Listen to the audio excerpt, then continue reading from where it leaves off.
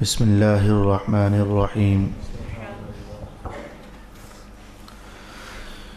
اننی انا اللہ لا الہ الا انا فاعبدنی واقم الصلاة لذکری ان الساعة آتیة اکاد اخفیها لتجزى كل نفس بما تسعى فلا يصدنك عنها من لا يؤمن بها واتبع هواه فتردى وما تلك بيمينك يا موسى قال هي عصاي أتوكأ عليها وأهش بها على غنمي ولي فيها مآرب أخرى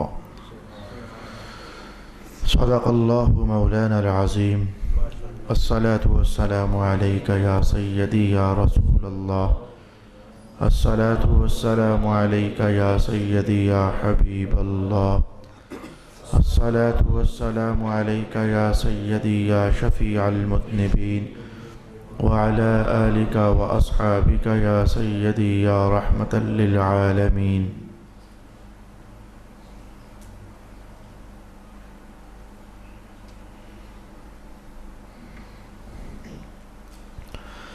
بے شک میں ہی اللہ ہوں، میرے سوا کوئی عبادت کا مستحق نہیں ہے، تو آپ میری عبادت کیجئے اور میری یاد کے لیے نماز قائم کیجئے۔ بے شک قیامت آنے والی ہے جس کو میں مخفی رکھنا چاہتا ہوں تاکہ ہر شخص کو اس کی محنت کا صلہ دیا جائے۔ پس آپ کو قیامت کے ماننے سے کوئی ایسا شخص روک نہ دے جو اس پر ایمان نہ رکھتا ہو اور وہ اپنی خواہش کی پیروی کرتا ہو، وگرنہ اے قاری قرآن تو ہلاک ہو جائے گا۔ اور اے موسیٰ، یہ آپ کے دائیں ہاتھ میں کیا ہے؟ موسیٰ نے کہا، یہ میرا عصا ہے، میں اس پر ٹیک لگاتا ہوں اور میں اس سے اپنی بکریوں کے لیے پتے جھاڑتا ہوں، اور اس میں میرے اور بھی کئی فائدے ہیں۔ صدق اللہ مولانا العظیم۔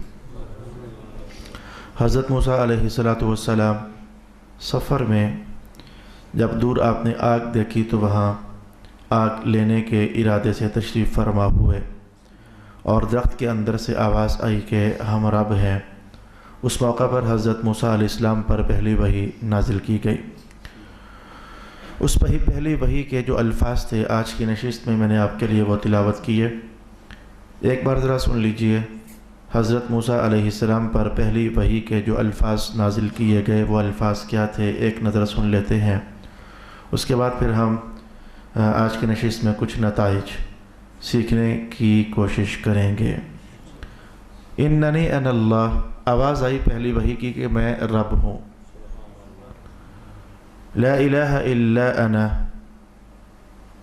میرے سوا کوئی معبود نہیں، میں رب ہوں، میرے سوا کوئی معبود نہیں۔ فاعبدنی، لہذا پھر عبادت میری ہی کیجیے۔ واقم الصلاۃ، اور نماز قائم رکھیے۔ لذکری، میری یاد کے لیے۔ پھر اگلی بات یہ ہی نازل کی گئی کہ قیامت آنے والی ہے لیکن ہم اسے چھپا کر رکھنا چاہتے ہیں۔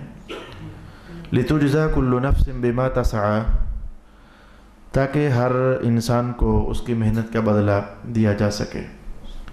رسول پاک صلی اللہ علیہ وآلہ وسلم نے پہلی وحی نازل ہونے کے بعد آپ حضور پر پہلی وحی کے الفاظ تو یہ تھے، اقرأ بسم ربک الذی خلق، پہلی وحی کے الفاظ یہ تھے، لیکن جو پہلا اعلان آپ نے اللہ کے حکم سے کیا وہ یہ تھا، لا الہ الا اللہ محمد رسول اللہ۔ اور ہر نبی تقریباً پہلا اعلان یہی کرتے رہے، اللہ ایک ہے، اللہ کے سوا کوئی معبود نہیں ہے، اور میں یعنی جو بھی وہ نبی ہوتے میں اللہ کا رسول ہوں۔ موسیٰ ہوتے تو میں موسیٰ اللہ کا رسول، عیسیٰ ہوتے تو میں عیسیٰ اللہ کا رسول۔ کیا یہ بات آپ سیکھنا آپ مشکل جانو گے کہ آدم علیہ السلام سے لے کر رسول اللہ علیہ السلام تک ہر نبی پہلا اعلان یہی فرماتے کہ اللہ ایک ہے، اللہ کے سوا کوئی معبود نہیں، عبادت اسی کی جائے گی۔ اس بات کا تعلق نظریے کے ساتھ ہے، آئیڈیالوجی کے ساتھ ہے، عقیدے کے ساتھ ہے، ایمان کے ساتھ ہے۔ مذہب میں دو طرح کی چیزیں ہوتی ہیں، کچھ چیزیں ہوتی ہیں جنہیں صرف ماننا ہوتا ہے اور بس کرنا کچھ بھی نہیں پڑتا، اور کچھ چیزیں ایسی ہوتی ہیں جنہیں ماننے کے ساتھ ساتھ کچھ کرنا بھی پڑتا ہے۔ بھائی دیکھو، نماز ہے مان لیا تو ساتھ کچھ کرنا بھی تو پڑے گا نا۔ اچھا جی، اللہ ایک ہے مان لیا تو کچھ بھی ہمیں کرنا نہیں ہے، اس بات کے نتیجے میں ہمیں کچھ بھی نہیں کرنا ہے۔ روزہ ہے تو کچھ کرنا بھی تو پڑے گا نا، سارا دن بھوکا رہنا پڑے گا۔ محمد اللہ کے رسول ہیں مان لیا، لیکن ہمیں کچھ بھی نہیں کرنا پڑے گا۔ حج ہے، بھائی کچھ کرنا بھی تو پڑے گا نا، طواف کرنا پڑے گا، صحیح کرنی پڑے گی۔ قیامت والے دن اللہ ہم سب کو اٹھائے گا، یہ بات مان لی، لیکن نتیجے میں کرنا کچھ بھی نہیں پڑے گا۔ تین مثالیں میں نے پیش کر دی آپ کے لیے، یہ بات سمجھانے کے لیے کہ مذہب کا کچھ حصہ ایسا ہوتا ہے جو صرف ماننا ہوتا ہے، اور کچھ حصہ ایسا ہوتا ہے جسے ماننا بھی ہوتا ہے اور ماننے کے بعد عمل بھی کرنا ہوتا ہے اس حصے پر۔ تو جو حصہ صرف ماننا ہوتا ہے، ساتھ کرنا کچھ بھی نہیں پڑتا، اسے کہتے ہیں ایمان، اسے کہتے ہیں عقیدہ۔ اور وہ حصہ جسے ماننا بھی ہوتا ہے اور عمل بھی کرنا ہوتا ہے تو اسے کہتے ہیں عمل، عبادت، حقوق، کچھ اس طرح کے الفاظ وہاں بولے جاتے ہیں۔ تو یاد رکھنا یہ دو حصے دونوں مذہب کے ہیں۔ عمل یہ بھی مذہب کا حصہ ہے، ایمان اور عقیدہ یہ بھی مذہب کا حصہ ہے، لیکن میرے دوست یاد رکھنا، بہت سارے لوگوں کی طرح مغالطہ نہ کھا جانا، بہت سارے لوگوں کی طرح مغالطہ نہ کھا جانا۔ سب نبی ترتیب یوں چلاتے رہے، پہلے عقیدہ ٹھیک کروایا کرتے تھے، پھر عمل کی دعوت دیا کرتے تھے۔ میں آپ کو یہ بات آج بتانا چاہتا ہوں سبق نمبر 1 کے طور پر، سب نبی پہلے عقیدہ ٹھیک کرواتے تھے۔ اللہ ایک ہے بھائی، یہ عقیدہ ہے، میں اللہ کا رسول ہوں، یہ عقیدہ ہے، قیامت آنے والی ہے، یہ عقیدہ ہے، ہر بندے کو اس کی جزا دی جائے گی جو اس نے کیا ہوگا، یہ عقیدہ ہے۔ تو ہر نبی پہلے عقیدہ درست کرواتے ہیں۔ محسوس ہوا کہ عقیدے کا درست ہونا یہ اصل میں عبادت کی جان ہے اور عبادت کی اساس ہے۔ اگر بندے کا عقیدہ صحیح نہ ہو، دوسرے لفظوں میں اس کا ایمان اگر صحیح نہ ہو، تو وہ ڈھیروں عبادت بھی کرے تو اس کی عبادت قیامت والے دن تک پہنچتی ہی نہیں ہے۔ اور یہ بات رسول پاک صلی اللہ علیہ وآلہ وسلم نے ان الفاظ میں ارشاد فرمائی کہ مومن نیک عمل کرے اور کافر نیک عمل کرے، ان دونوں میں کیا فرق ہوتا ہے؟ میرے حضور نے فرمایا کہ مومن اگر نیک عمل کرے تو ایک بار اللہ اسے جزا ادھر ہی دکھا دیتا ہے اور ایک بار قیامت والے دن بھی جزا عطا فرمائے گا۔ کافر اگر نیک عمل کرتا ہے تو اللہ اس کی جزا ادھر ہی دے دیتا ہے، قیامت والے دن نہیں، اس کا نیک عمل قیامت کے دن تک پہنچا ہی نہیں۔ قیامت کے دن تک ہمارے نیک اعمال کو اگر پہنچا دیا جائے تو اس کے پیچھے جو محرک ہے اور جو سبب ہے وہ ایمان ہے۔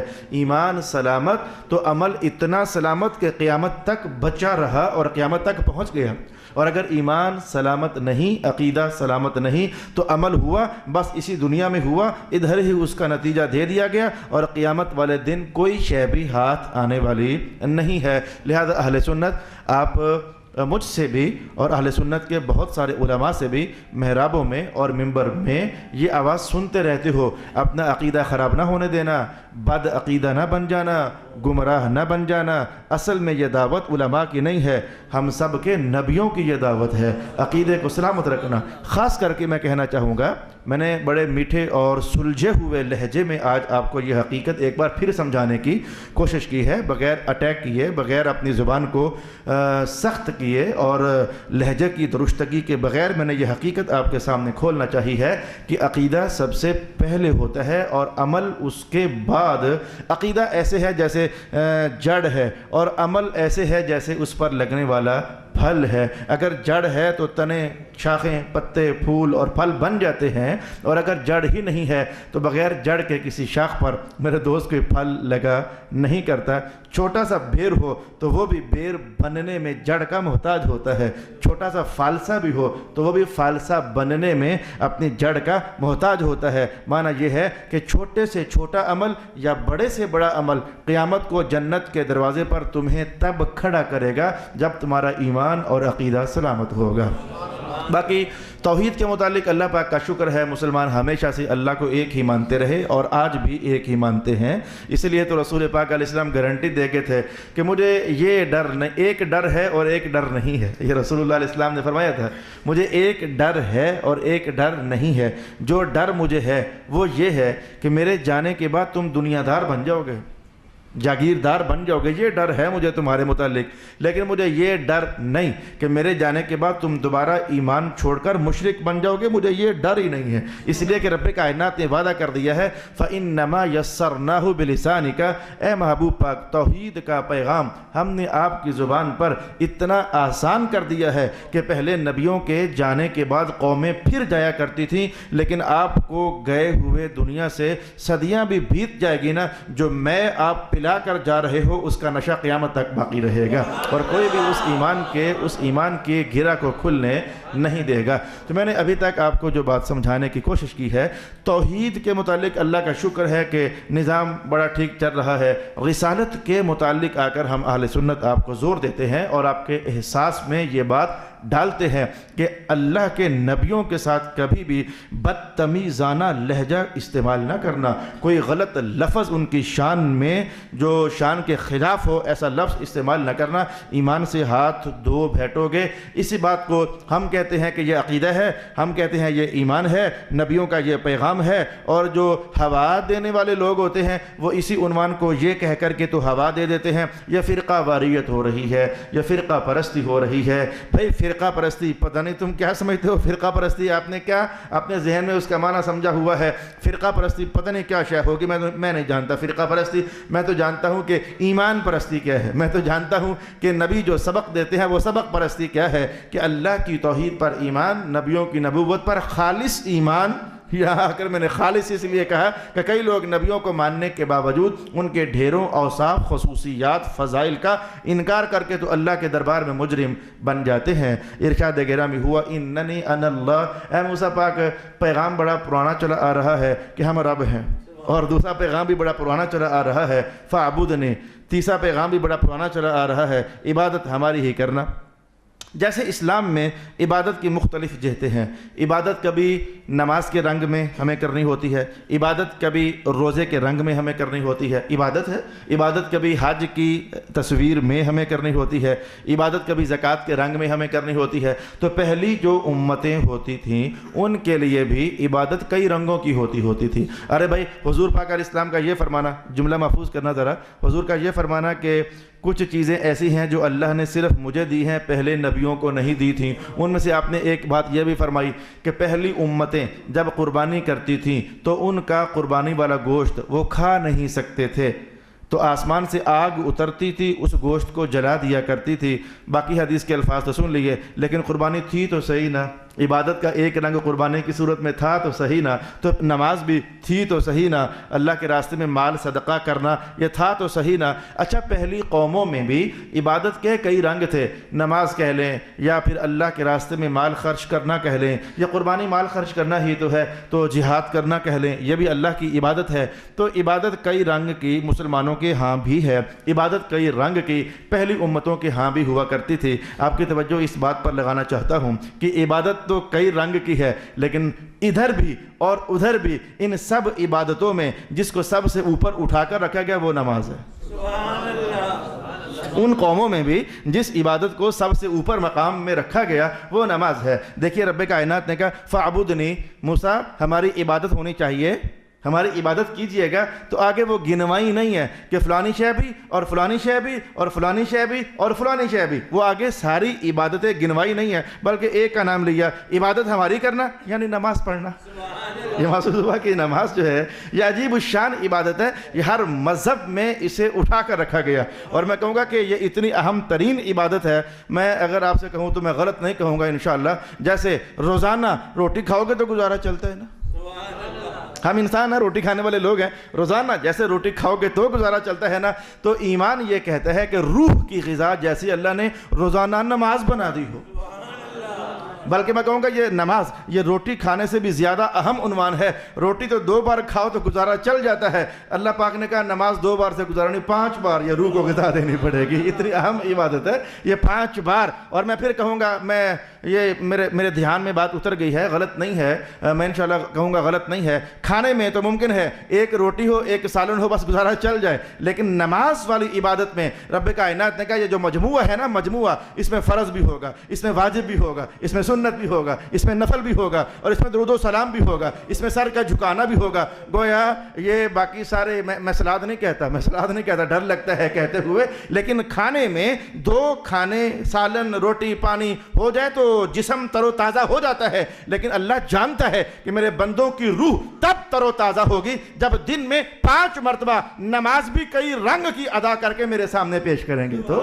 فرض کے رنگ کی، واجب کے رنگ کی، سنت کے رنگ کی، نفل کے رنگ کی، اور پھر سجدہ صاحب بولے 2 سجدے اور ادا کر لو، یعنی غلطی ہوئی نا، غلطی ہوئی۔ آئے میں آپ کو بات بتاؤں، اللہ اکبر، میرا دھیان اللہ پاک نے اپنے فضلوں سے پتہ نہیں کدھر کر دیا۔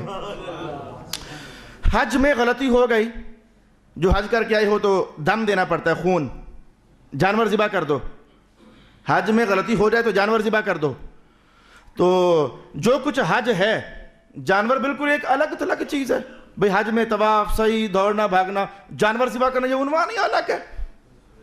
اچھا جی، آپ نے روزہ رکھا، روزے میں غلطی ہو گئی، حضور نے فرمایا کہ ایسا کرنا کہ تم فطرانہ ادا کر دو، فطرانہ ادا کر دو، تو روزے کی جو چھوٹی موٹی غلطیاں ہیں اللہ پاک چلیں کور کر دے گا۔ تو روزے کی غلطیاں کور کرنے کے لیے جو تھوڑی دیر کے لیے جملہ سن لیں، جرمانہ، سمجھنے کے لیے جرمانہ، روزے کی غلطیاں دور کرنے کے لیے جو جرمانہ لایا گیا وہ کوئی اور جنس تھی، روزہ ہی نہیں تھا بلکہ کوئی اور شے تھی، فطرانہ۔ حج کو کور کرنے کے لیے جو غلطیاں ہوئی تھی، جو شے آئی وہ حج کی طرح کی نہیں تھی، کوئی اور شے تھی، جانور ذبح کر دینا۔ لیکن نماز میں اگر غلطی ہو جائے، نماز ایسی اہم شے ہے، نماز میں اگر غلطی ہو جائے تو حضور پاک نے کہا کوئی اور شے یہ غلطی پوری نہیں کر سکتی، نماز کا ایک حصہ ہی ادا کرو گے تو یہ غلطی ادا ہو۔ نماز ہی کے 2 سجدے، نماز ہی میں سے، یعنی نماز کی کسر کوئی اور شے پوری نہیں کر سکتی۔ میں یہ کہنا چاہتا ہوں، اس عنوان کی اہمیت کو آپ سمجھ جائیں کہ روزے کی غلطی، کسر کوئی اور شے پوری کر سکتی ہے، میں نے حدیث کے الفاظ کہے، حج کی کسر کوئی اور شے پوری کر سکتی ہے، نماز ایسی شے ہے جیسے مذہب نے سمجھا دیا اس کا بدلہ کوئی ہے ہی نہیں، نماز کا بدلہ کوئی ہے ہی نہیں۔ اللہ اکبر، صلی اللہ علیہ وسلم۔ حدیث پاک یاد آ گئی ہے، یہ سب لوگوں کو شاید اس کا فائدہ نہ ہو، لیکن میں علماء کی خدمت میں عرض کرنا چاہتا ہوں، بس اللہ پاک نے دھیان میں ڈال دی ہے، نماز کی اہمیت کے حوالے سے بات کرنے لگا ہوں۔ یہ جو ہیلے کا عنوان ہے، ہیلے کا عنوان، لفظ تو آپ نے سنا ہوگا، اور میں نے گجرخان میں کئی نشستوں میں بیان بھی کیا کہ ہیلا کرنے کا طریقہ کیا ہے۔ تو ہیلے کے حوالے سے بات یاد رکھ لیں کہ حدیث پاک میں جو بات آئی ہے وہ صرف روزے کے متعلق ہے، کہ روزے کا فدیہ دے دو، یہ ہیلا کر لو تو تمہارا اللہ کرے گا، اللہ معاف کر دے گا۔ نماز کے لیے بھی ہیلا کرنا چاہیے، یہ حدیث میں نہیں آئی بات، یہ امام اعظم ابو حنیفہ رحمۃ اللہ تعالی علیہ نے قیاس کیا ہے، روزے والی حدیث پر قیاس کیا ہے، اور قیاس کرنے کے بعد کہا ہے کہ لگتا ہے کہ اللہ ہمارا یہ بہانہ قبول کر لے، کریم رب شاید معاف کر دے، شاید معاف کر دے۔ مطلب یہ ہوا کہ روزے رہ بھی گئے تو بس صورت ہیلا فدیہ دے کر ممکن ہے کہ خلاصی ہو جائے، لیکن نماز اگر رہ گئی ہے، میرے حضور بھی محسوس فرماتے ہیں کہ اس کا بدلہ اب کیسے پیسے کی صورت میں دلوایا جائے۔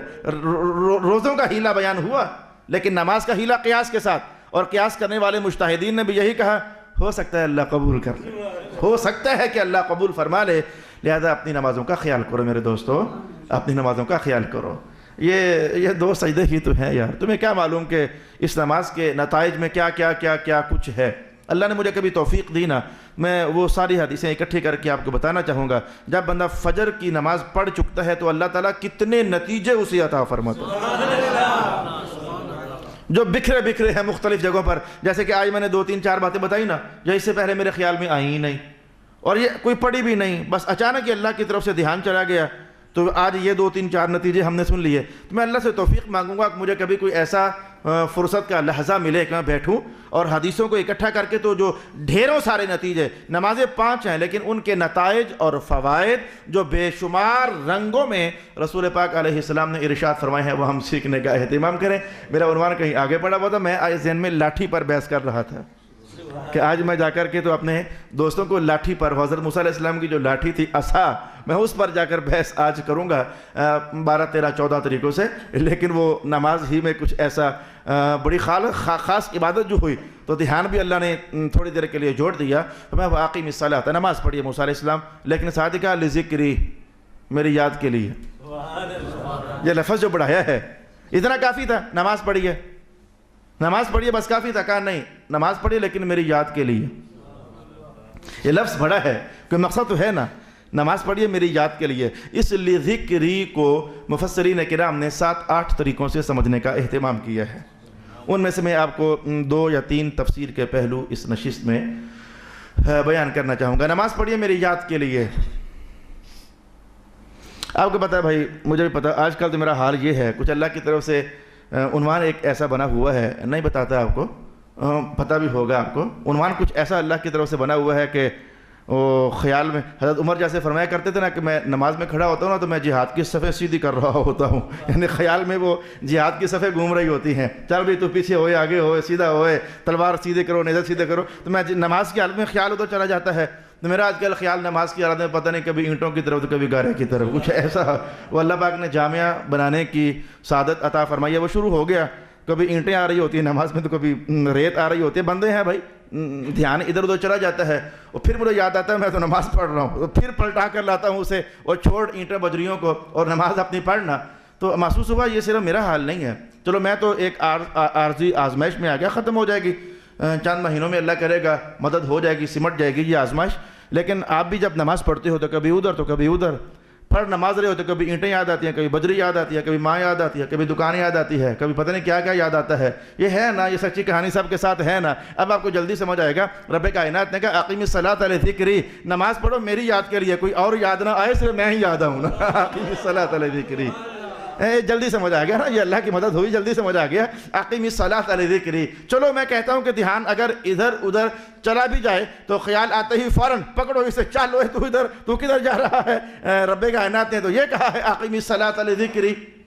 ایک تفسیر بیان ہو گئی. لذکری کا معنی میرے لیے، میری یاد کے لیے آپ نماز پڑھیے.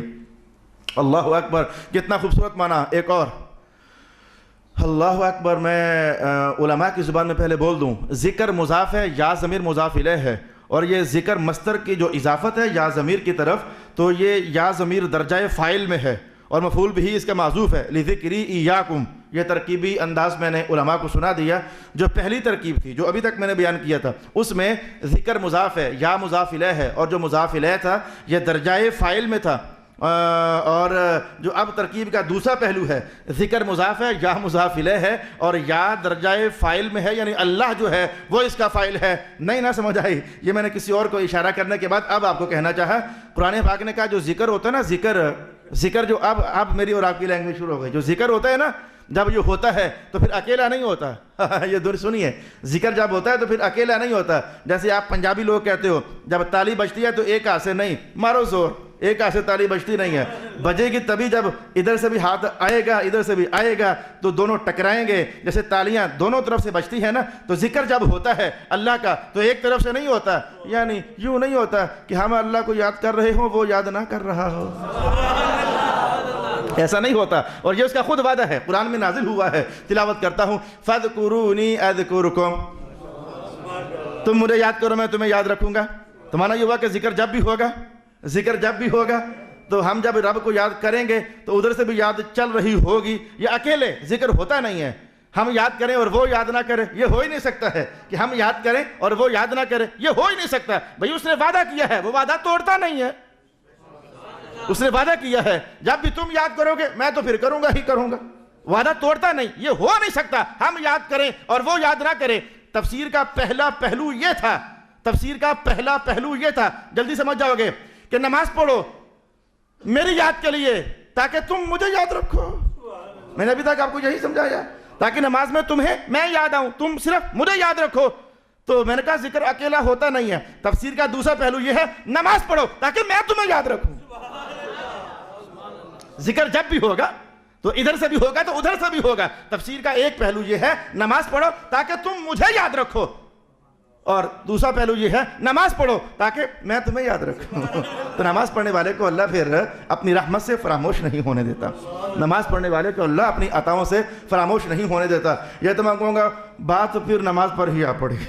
یہ جو بات میں نے کہی ہے یہ بات پھر نماز ہی پر آ پڑی. ارشاد گرامی ہوا اقیم الصلاۃ لذکری، نماز پڑھو میری یاد کے لیے.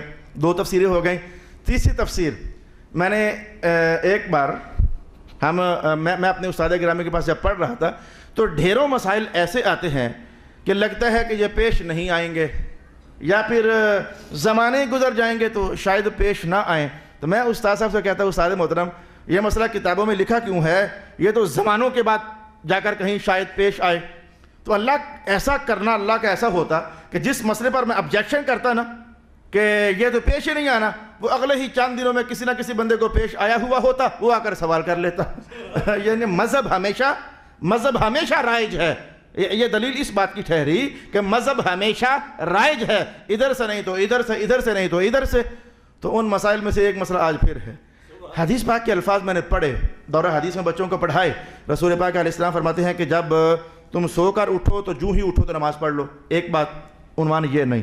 حدیث کا دوسرا حصہ، جب کبھی تم نماز پڑھنا تمہیں بھول جائے نا، تم بھول جاؤ نماز نہیں پڑھی بھول جاؤ تو جو ہی یاد آئے تو فوراً پڑھ لو. میں سوچتا کہ اے میرے اللہ، نمازی بندہ تو وہ کیسے بھول سکتا ہے کہ میں نے نماز پڑھ لی ہے حالانکہ اس نے نہیں پڑھی؟ وہ کیسے بھول سکتا ہے نماز کو؟ وہ کیسے بھول سکتا ہے؟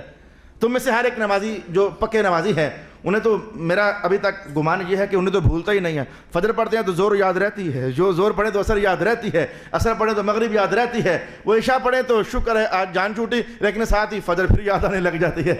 تو یہ نمازی بندے کو تو نماز بھولتی نہیں.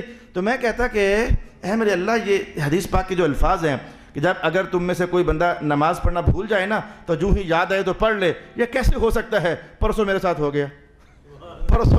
ہو گیا. وہ ایسا ہوا کہ میرے استاد گرامی حضرت علامہ سید ریاض حسین شاہ صاحب دامت برکاتہم القدسیہ دولتالہ کہیں تشریف لائے ہوئے تھے.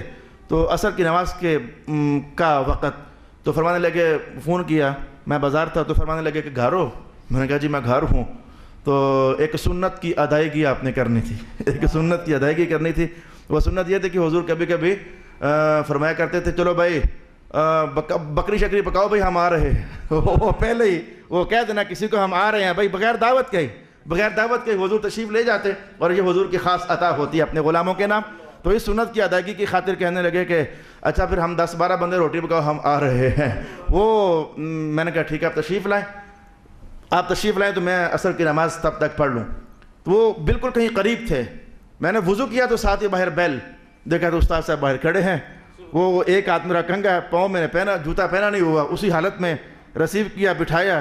تو کچھ ایسا جب میں عشاء کے وقت عشاء کی نماز پڑھنے لگا نا، میں نے اپنے سر پر وہ عصر کی نماز تو میں نے پڑھی نہیں ہے. اللہ اکبر، عصر کی نماز تو میں نے پڑھی نہیں ہے. وہ ایسا کچھ مہمان نوازی میں الجھ گیا اور بھول گیا. میں نے کہا سرکار آپ نے سچ فرمایا ہے، کوئی مسئلہ بھی ایسا نہیں ہے جو وجود میں آئے نا. میں کہا کرتا تھا بندہ نماز بھول کیسے سکتا ہے؟ آج اللہ نے وہ بھلوا کر بتا دیا کہ میرے مصطفیٰ نے کہا تو سچ ہی تو کہا ہے نا. سچ ہی تو کہا ہے کہ جب بھول جاؤ پھر جب یاد آئے تو نماز پڑھ لو. رب کائنات نے یہ کہا اقیم الصلاۃ لذکری، نماز پڑھنا جب بھی یاد آ جائے، جب بھی یاد آ جائے تو نماز پڑھ لینا. تفسیر کی تیسری جہت یہاں پر یہ ارشاد فرمائی گئی ہے، ذکری کا معنی ہے کہ جب بھی تمہیں میری یاد آ جائے نا کہ رب نے تو نماز پڑھنے کا کہا تھا اور میں نے ابھی تک نہیں پڑھی. اللہ اکبر. یہ ہے تفسیر کے لیے آج کے اس جملے کی تیسری جہت. ارشاد گرامی ہوا اقیم الصلاۃ لذکری، نماز قائم رکھیے میری یاد کے لیے، یا پھر میں تجھے یاد رکھوں اس لیے، یا پھر اگر بھول گئے ہو تو کوئی بات نہیں، یاد آ گیا تو پڑھ لیجئے. یہ تیسری جہت میں نے آپ کے لیے تفسیر کے بیان کر دی. ان الساعۃ آتیۃ، صادقہ قیامت آنے والی ہے. اللہ، عنوان پر عنوان، قیامت آنے والی ہے. اکاد اخفیہا، پر میں چاہتا ہوں کہ یہ بات چھپی رہے. قیامت کب آئے گی یہ بات چھپی رہے، تاریخ اناؤنس نہ کی جائے، یہ بات چھپی رہے. میں یہ چاہتا ہوں صادقہ لتجزا کل نفس بما تسعی، تاکہ ہر ایک کو جزا دوں. قیامت قائم ہوگی تاکہ ہر ایک کو جزا دوں. حاصل بیان، قیامت قائم ہوگی تاکہ ہر ایک کو جزا دوں. آج میں آپ کو قرآن پاک سے نکال کر بتانا چاہتا ہوں کہ رسول اللہ علیہ السلام نے بھی یہ بھی بیان کیا، قیامت سے پہلے بچے اپنی والدین کے نافرمان ہو جائیں گے، نشانیاں بیان کی، قیامت جو ہے وہ کس جگہ پر لگے گی یہ بھی بیان کیا، قیامت جمعہ والا دن لگے گی یہ بھی بیان کیا، تاریخ بیان نہیں کی، تاریخ بیان نہیں کی رسول پاک علیہ السلام نے۔ یہ بھی فرمایا کہ قیامت سے اتنے سال پہلے موسیٰ علیہ السلام تشریف لے آئیں گے، قیامت سے اتنے سال پہلے دجال آ جائے گا، اور پھر یہاں تک بھی ارشاد فرما دیا کہ آخرکار سارے مسلمان، ایک بھی کلمہ پڑھنے والا باقی نہیں رہے گا، سارے کافر رہ جائیں گے تو قیامت آئے گی۔ اتنی ڈھیروں باتیں بیان کی قیامت کی، لیکن یہ نہ بیان کیا کہ آئے گی کب۔ باقی سارا کچھ بیان کر دیا، لیکن حتیٰ کہ قیامت میں کیا ہوگا یہ بھی سارا بیان کر دیا میرے حضور نے۔ کون کا کس کا حساب کیسے ہوگا، کون کیسے پکڑا جائے گا، کون کیسے چھوٹے گا، کون کیسے روئے گا، چلائے گا، 2 بندے آئیں گے، 4 آئیں گے، 5 آئیں گے، عالم آئے گا، شہید آئے گا، سخی آئے گا، یہ ساری قیامت میں کیا ہوگا یہ بھی بیان کر دیا، لیکن بتایا نا کہ قیامت آنے کب ہے۔ رب کائنات نے اصل میں فرمایا یہ ہوا تھا کہ محبوب ہم چاہتے ہیں کہ معاملہ چھپا رہے، اکاد اخفیہ، ہم چاہتے ہیں کہ معاملہ چھپا رہے، لوگوں کو پتہ نہ چلے قیامت آنے کب ہے۔ موت کا معاملہ بھی ایسا ہے، ہم چاہتے ہیں کہ معاملہ چھپا رہے، لوگوں کو بتاتے نہیں کہ کس نے کب مرنا ہے، بتاتے ہم نہیں۔ تو ایسا کریں کہ آپ بھی نا قیامت کا علم ہم آپ کو دے رہے ہیں، اس لیے کہ ہم نے قرآن میں بیان کر دیا ہے کہ علمک ما لم تکن تعلم، جو بھی آپ کو نہیں پتا تھا ہم نے بتا دیا ہے، آپ کو بتا دیا ہے، پر ہم چاہتے ہیں کہ معاملہ چھپا رہے، اکاد اخفیہ، ہم چاہتے ہیں کہ معاملہ چھپا رہے۔ یہاں تک تو ہم بات پہلے جانتے ہیں کہ قیامت کے متعلق اللہ بھی یہی چاہتا تھا، اور اللہ کے چاہنے کی وجہ سے رسول اللہ بھی یہی چاہتے تھے کہ پتہ نہ چلے کس دن آنی ہے قیامت۔ لیکن آج ہم یہ جانیں گے کہ آخر اللہ چاہتا کیوں تھا۔ اس نے جو کہ بیان کیا ہے تو اس لیے بیان کر رہے ہیں، وغیرہ مجھے کیا پتہ بھئی اللہ نے یہ کیوں چاہا کہ قیامت کا پتہ نہ لگے لوگوں کو۔ اللہ نے بیان کیا تو مجھے لگ گیا پتہ، وغیرہ مجھے کیا لگتا پتہ کہ اللہ پاک نے یہ آخر کیوں چاہا ہے کہ قیامت کب آئے گی کسی کو پتہ نہیں چلنا چاہیے، کیوں اس نے چاہا۔ اکاد اخفیہا، میں قیامت کو مخفی رکھنا چاہتا ہوں، تاریخ بیان نہیں کرنا چاہتا، دن بیان نہیں کرنا چاہتا کہ فلانے مہینے کا فلانا دن ہوگا، ویسے کلی طور پر کہا جمعے کا دن ہوگا، یہ ارشاد کیا، لیکن میں مخفی رکھنا چاہتا ہوں۔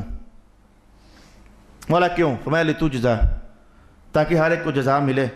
سبحان اللہ، یہ بات آپ نہیں سمجھے، یہ دلیل ہے اس بات کی کہ ہم کیوں چاہتے ہیں کہ قیامت چھپی رہے، ہم کیوں چاہتے ہیں، موت بھی ہم کیوں چاہتے ہیں کہ چھپی رہے تاکہ جزا مل سکے۔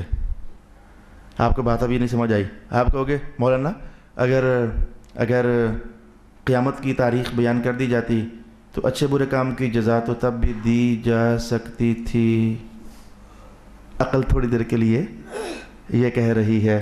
اگر اللہ تعالیٰ بیان کر دیتا کہ 1 دسمبر کو قیامت آ جائے گی تو ٹھیک ہے، جن لوگوں نے برے کام کیے ہوتے ان کو بھی سزا پھر بھی دی ہی جا سکتی ہے، جن لوگوں نے اچھے کام کیے تو ان کو جزا پھر بھی دی جا سکتی ہے۔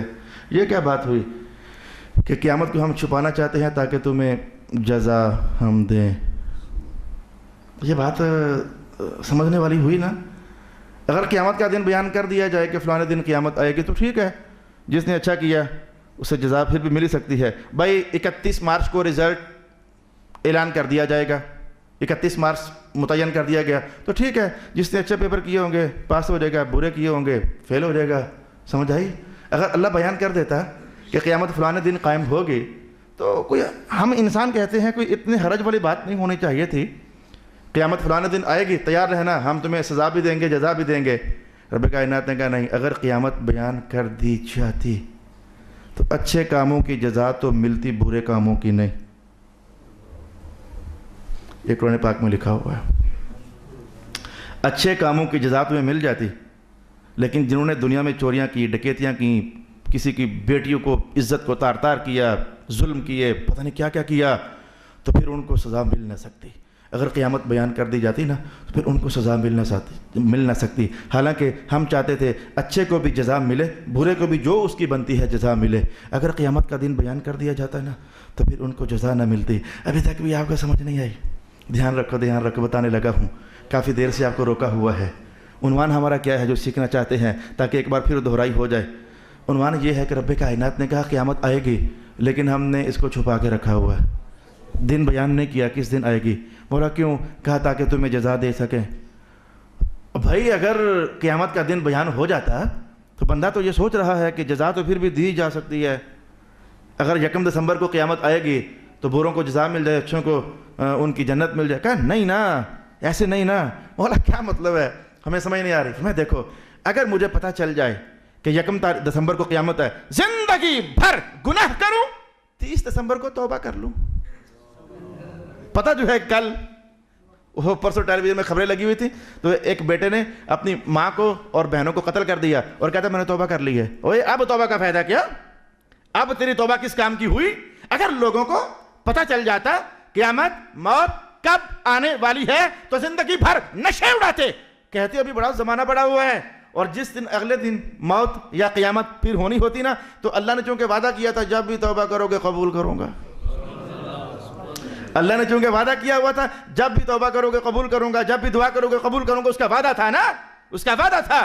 تو پھر بندہ کل قیامت اور موت آنے والی ہے تو آج ہی کہتا مولا تو نے وعدہ کیا ہے نا جب بھی مانگو گے دوں گا, توبہ کرو گے قبول کروں گا. مولا میری توبہ, رب کائنات نے کہا زندگی بھر گناہ کر کے آج ہی توبہ کر رہا ہے, ہم توبہ قبول کر لیتے تو برائیوں کی سزا پھر نہ مل سکی نا, گناہوں کی سزا پھر نہ مل سکی نا. حالانکہ جو مظلوم بیچارے زندگی بھر پستے رہے, پریشان حال بیچارے زندگی بھر حالات ان کا گھیرا تنگ کرتے رہے, تو انہیں تو امید تھی ایک دن تو آئے گا نا ظالم پکڑا جائے گا. اور ظالم کو پتہ لگ گیا قیامت کس دن ہے, وہ راتوں رات توبہ کر لے, تو ظالم ادھر بھی نشے کر گیا ادھر بھی نشے کر گیا. رب کائنات نے کہا نہیں محمد پیارے ہمیں بھی پتہ ہے, پتہ آپ کو بھی ہے, پر بتانا نہیں, بتانا نہیں, بتانا نہیں, یہ بات چھپا کے رکھنی ہے. ارشاد گرامی ہوا ان الساعۃ آتیۃ اکاد اخفیہا, بے شک قیامت آنے والی ہے, میں اسے مخفی رکھنا چاہتا ہوں. لتجزا کل نفس بما تسعی, جو بھی اس نے محنت کی ہوگی تاکہ اللہ پاک اسے اس کی جزا عطا فرما دے. فلا یصدنک عنہا من لا یؤمن بہا, میرے 2-3 منٹوں میں یہ بات سنبھال لیجئے. اے قرآن پڑھنے والے, تجھے منع نہ کر دے وہ بندہ جو قیامت کو نہیں مانتا کہ تو بھی نہ مان. کہیں ایسا نہ ہو جائے, کہیں ایسا نہ ہو جائے کہ انسان کی فطرت کو بیان کیا گیا اور اس کو سنبھالا دیا گیا. انسانی فطرت یہ ہے کہ جو میں کرتا ہوں سارے وہ کریں. ہم محراب نشین, ہم کہتے ہیں سارے لوگ علماء بن جائیں. صاف سی بات ہے, لالچ ہوتی ہے نا. ڈاکٹر کہتے ہیں سب کو پریچ کرتے ہیں اور ذرا باقی ادھر چھوڑو, ذرا ڈاکٹر بن جاؤ.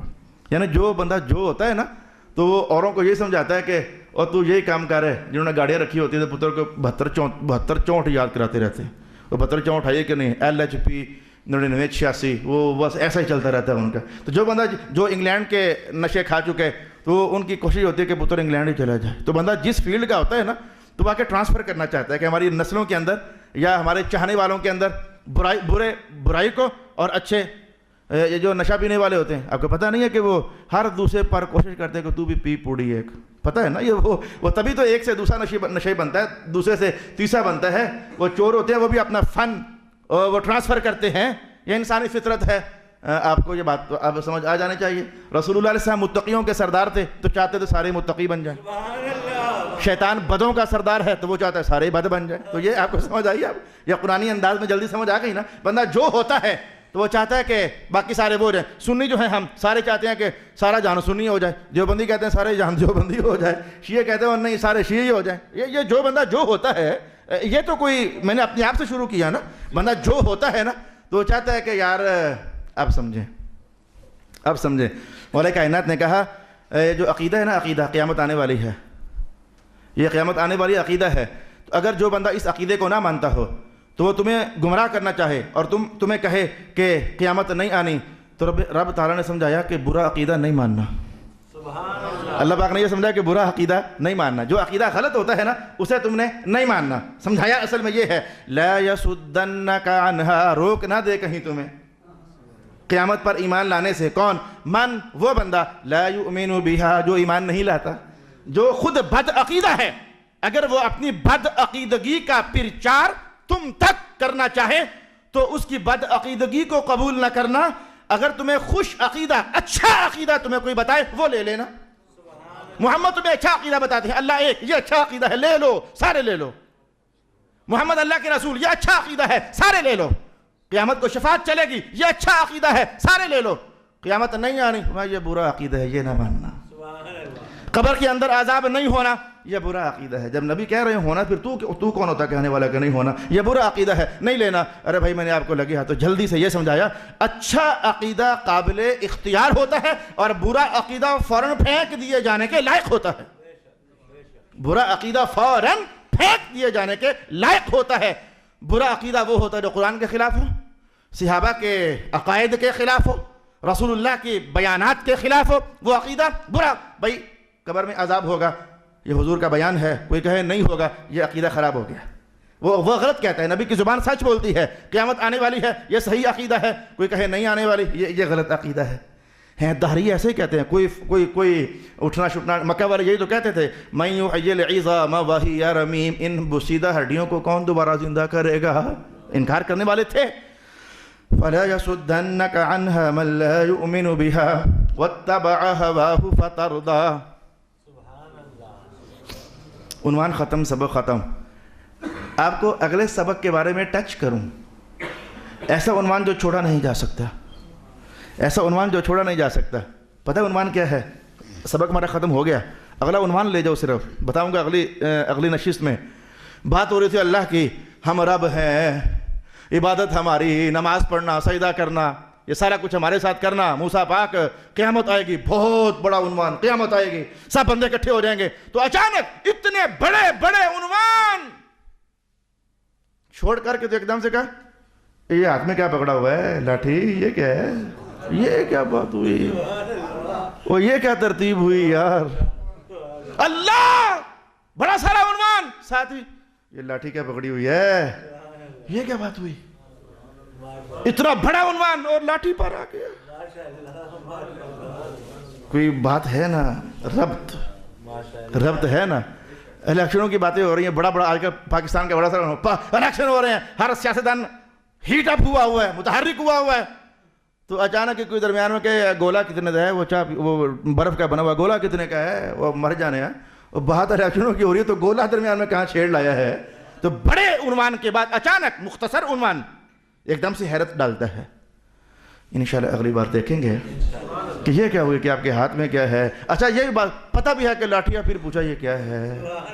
اللہ پاک، اور مجھے پتا ہے کسی کے ہاتھ میں لاٹھی ہونا تو مجھے پتا ہے لاٹھی ہے، تو اللہ کو نہیں پتا لاٹھی ہے؟